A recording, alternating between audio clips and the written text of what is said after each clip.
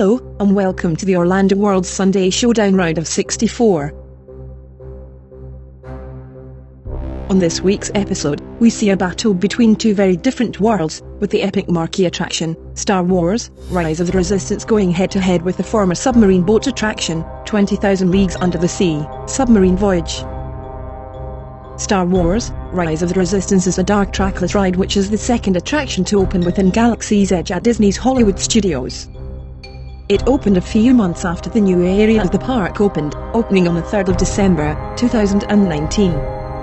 Opening to critical acclaim, Rise of the Resistance brings the Star Wars franchise to life, in Disney's most ambitious theme park attraction ever built. The attraction uses a mixture of ride elements, from the trackless ride system, walk-through areas, a motion simulator, and a drop ride, all contributing to bringing riders to a galaxy far, far away. In a ride so immersive, it is hailed as being one of the most highly detailed attractions at any Florida theme park. Throughout the ride, guests are planning to escape capture, with the First Order desperate to extinguish the spark of the Resistance. Riders' transport is captured by an imposing First Order Star Destroyer filled with legions of stormtroopers and even Kylo Ren. Fortunately, a cover team of Resistance fighters including Rey and BB-8 is at the ready to give you a fighting chance to escape, and a chance for the Resistance to rise. 20,000 Leagues Under the Sea, Submarine Voyage was a boat ride that was located in the Fantasyland area of Magic Kingdom, and opened on the 14th of October, 1971. Known affectionately as the 20K ride, the attraction was based in an 11.5 million gallon lagoon, with submarines travelling in groups, giving the illusion of the submarines diving to deep depths with riders. Taking them on a journey on board Captain Nemo's Nautilus, navigating through the seas, encountering various sea creatures like moral eels, turtles, crabs, sharks, sea serpents and a giant squid. The ride was unlike anything ever seen within theme parks in Florida at the time, with a unique range of special effects and technology used to create an environment that was innovative for its time. 20,000 Leagues was extremely popular with guests in its earlier years, where submarine passengers were often impressed with the immersive details created for the underwater ride, with reefs and animatronics, similar in style to other Disney attractions at the time, Spaceship Earth, Horizons and others, giving an element of depth. The 20K ride was able to recreate a world, which had riders believe they were genuinely travelling in a real submarine. Now let's take a look through a series of rounds, to determine which attraction will advance to the next round. Let's go straight into round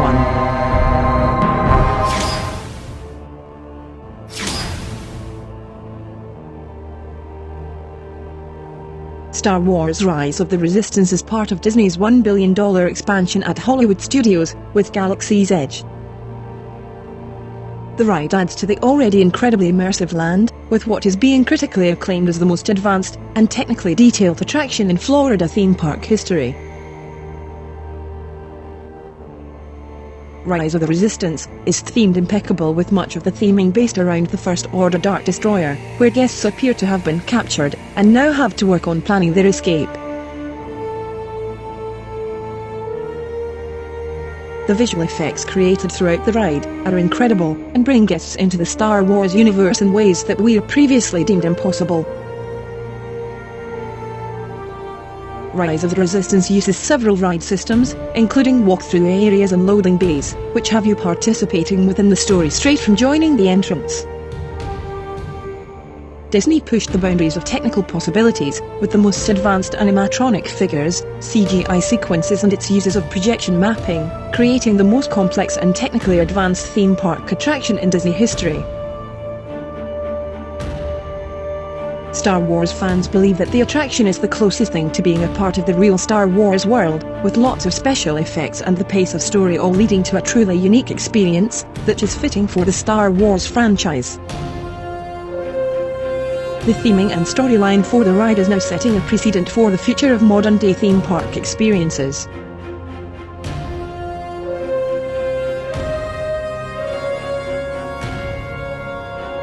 "20,000 Leagues Under the Sea, Submarine Voyage" was themed to the 1954 film starring Kirk Douglas.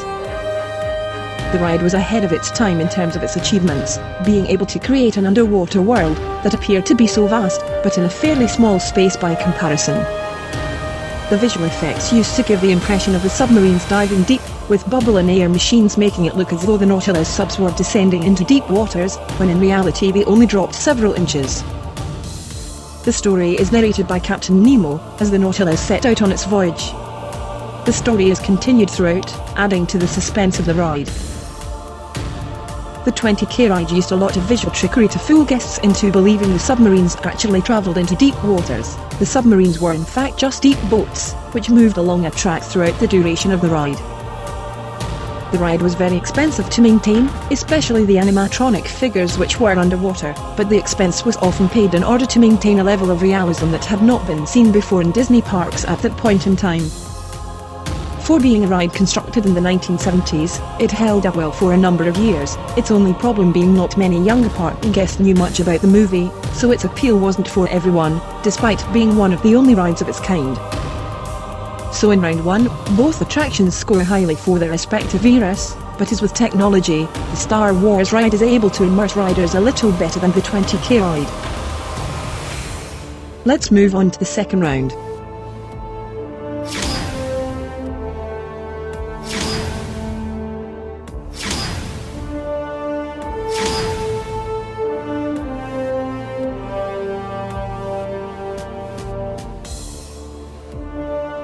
Star Wars Rise of the Resistance is one of the most popular attractions in Orlando theme parks, so much so that Disney has had to implement a different system to allow guests to book a ride slot. Guests have to turn up to the park for opening, in order to book an online boarding group pass, with numbers limited to full capacity often within minutes of the park's opening. Guests received a boarding group with a time, and could track it with their phone app to tell them it was time to ride, then headed to the attraction. Despite the often criticised booking options, the ride still manages to accommodate up to 2,000 riders per hour, with the added elements of the queue and pre-show system, keeping guests entertained and the lines moving, ensuring as many people as possible are able to experience the ride.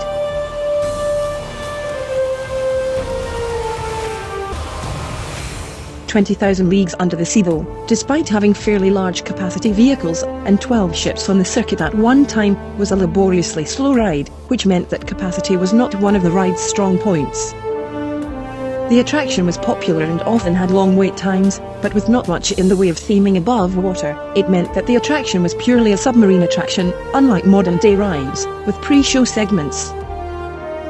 So the 20K ride was only able to accommodate 1,152 guests per hour, which for the type of attraction it was fairly decent, but much less than many of the modern-day rides. By comparison, it was only able to accommodate less than half the capacity of Jaws at Universal Studios, which had a capacity of 2,500.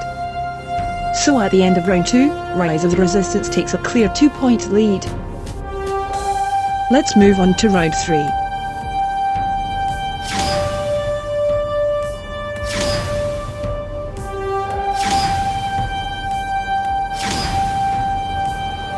The ride vehicle for Star Wars, Rise of the Resistance, known as the First Order Fleet Transport Vehicle, has 2 rows of 4 people for a total of 8 passengers. It even has an R5 droid in the front who will be your guide throughout the adventure. Rise of the Resistance uses trackless technology like Remy's Ratatouille Adventure, another trackless ride using 3D, coming to the France Pavilion at Epcot, and Mickey and Minnie's Runaway Railway at Hollywood Studios. This means that the vehicle doesn't have a visible path it will take, making it much more unpredictable, and adding to the fun. Being a trackless attraction, it offers lots of unexpected twists and turns with the potential of a different experience every time you ride it. That means more surprises and more re-rideability for everyone. There are 4 ride systems for Rise of the Resistance, but this ride vehicle will be the primary one you travel around the Star Destroyer with. It then also connects with 2 of the other ride systems, working hand in hand to deliver this realistic simulation.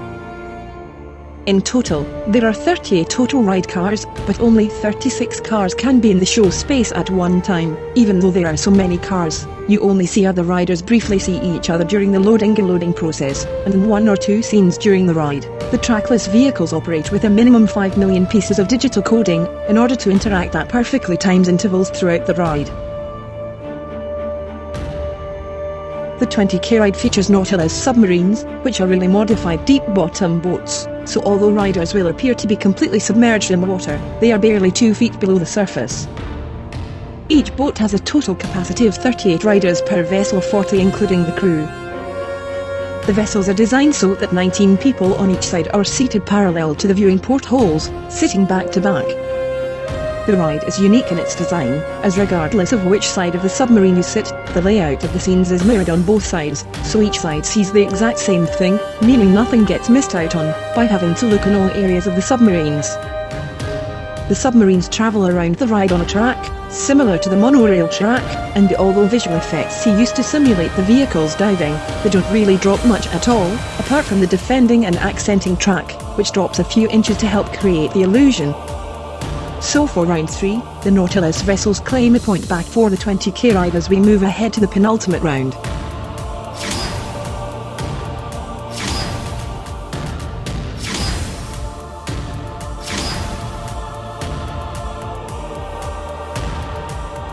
Star Wars Rise of the Resistance is one of the longest attractions in terms of duration at any Disney park. The ride takes in an impressive 18 minutes of action, which for a major attraction is quite long.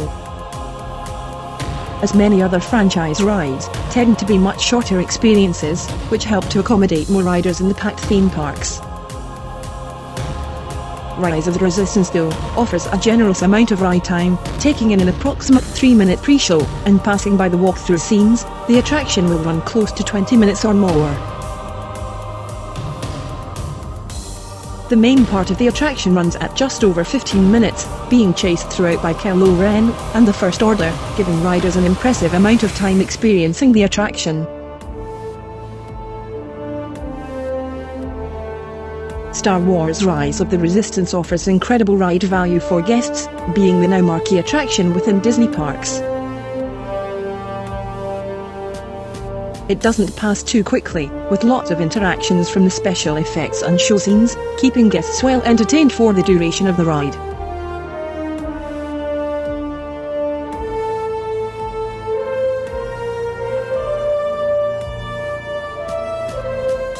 "20,000 Leagues Under the Sea" submarine voyage was a near 10-minute journey to the depths of the ocean. A lot of the ride time is spent in areas where the submarines appear to be navigating through the areas of the sea, with bubble effects manipulating guests into feeling like the vessels are rising or diving. Often spending longer moments staring at darkness, the ride played more on the minds of riders, where the guests were made to feel a slight sense of entrapment on board the vessel, adding to the immersion factor, especially during the giant squid sequence. The animatronic scenes were good, but appeared to be quite brief. The attraction did offer a lot for its duration, and particularly for being an old attraction, it managed to draw guests into a world that was created with some clever technology at the time. But for round 4, Star Wars Rise of the Resistance just offers so much more as an attraction, with almost double the ride duration, taking a commanding lead as we go straight ahead to the 5th and final round of the contest.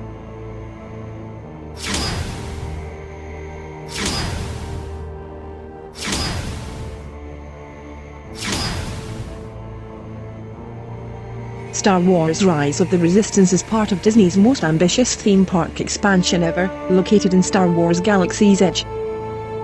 The ride is part of the $1 billion expansion area of Hollywood Studios. To complement the Millennium Falcon Smuggler's Run attraction, Disney went a few levels higher, creating what is being credited as the best all-around theme park attraction in history by park guests. The ride isn't the most thrilling in terms of movements, as there is no real track, and it misses out on other thrilling aspects if it were a roller coaster ride. However, the attraction is near perfect in creating the ultimate thrill, especially for fans of the Star Wars universe, staying true to the franchise, using some amazing technology to bring one of the most incredible and highly detailed theme park experiences ever created, with super immersive CGI screens, sparks, lighting and other incredible effects. In terms of the ultimate experience, from ride queue and pre-show to the final ride, there are very few, if any, attractions which can top the sheer level of astonishing detail which Rise of the Resistance delivers in spades. The ride is truly in a galaxy far, far away compared to other theme park offerings, but it offers hope that many future attractions will continue to push the boundaries of what is expected by modern-day theme park lovers. For thrills, the 20K ride delivered a unique experience that was never seen before in Florida parks. By the standards for ride technology in the 1970s, especially for younger riders, the thrill factor alone was high. The ride used its special effects incredibly well, and offered a very different experience to that of Rise of the Resistance. It offered an element of heightened danger, which was incredibly difficult to do. However, Disney pulled it off, and created the illusion of a deep-diving submarine, with a range of simple but effective special effects. It wasn't the most thrilling ride for older guests, especially in later years, as the effects became more visible, and with the ride becoming dated, it was easier to spot the tricks used to create the effects, meaning the mystery surrounding the ride began to wear away. It was still a very worthy attraction, with a fiercely defensive following, with many fans calling for a return, even in the form of something modern, similar to the upgrades used for Jurassic Park's transition to Jurassic World in California. Many fans believe that with today's technology, the 20K ride could be an essential ride in current-day theme parks. Although it was a fantastic ride for its time, in round 5, it just narrowly misses out.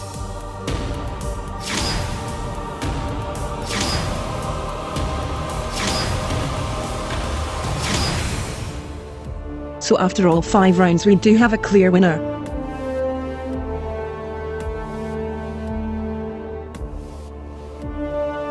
Meaning, unfortunately we have to say goodbye to the 20K ride. The ride was a fantastic, and often underrated attraction, which had it been created in today's theme parks, it may have been a marquee attraction within one of the current parks.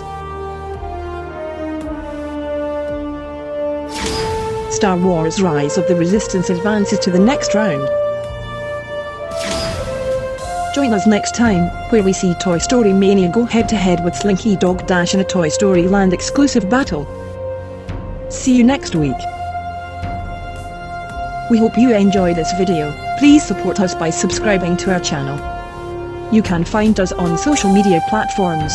Find us on Facebook and Twitter at Orlando Worlds, and on Instagram at the Orlando Worlds.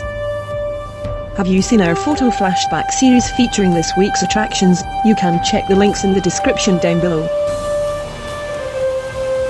Thanks for watching.